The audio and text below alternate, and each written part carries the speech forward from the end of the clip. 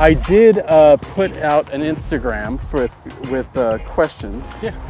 All right, we have seven questions. Let's see what the most interesting theme is. Okay, this is a good question because I've wondered this too.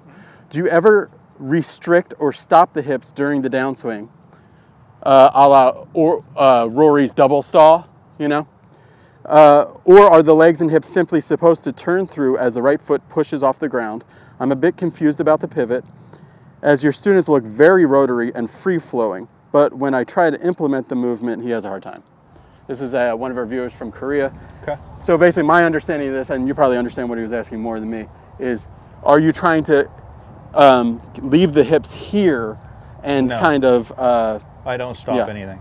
Yeah. So that's a really good question. So generally speaking, if the hips are rotating, the upper body's not, the upper body's tilts are doing something improperly. So from the top, if I'm rotating, this is rotating too. Now it doesn't mean they're going together, because that's not happening. The knees, hips, shoulders, it's kind of working. I'm going to quote David Orr on this for years ago. He had a great thing, it was called the double helix analogy of a DNA strand. Yeah.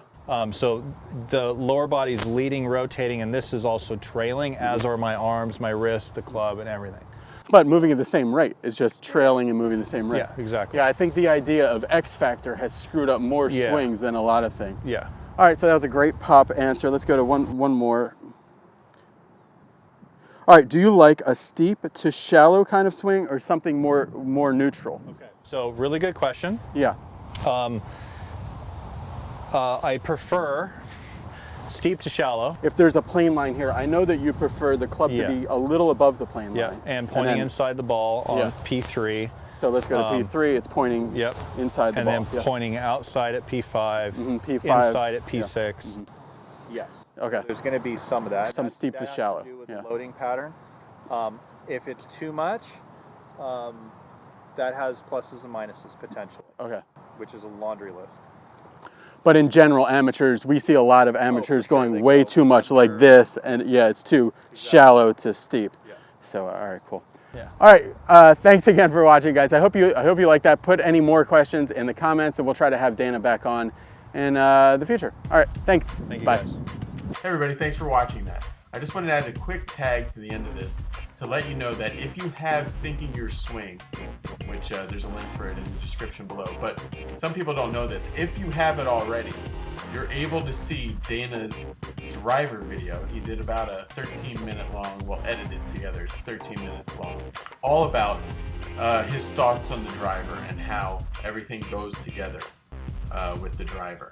So it's really interesting, and if you have Sinking Your Swing, you can see it right now. So this is what you do. Go to the link that you got for Sinking Your Swing, and in the description to that video is the link for the Dana driver video.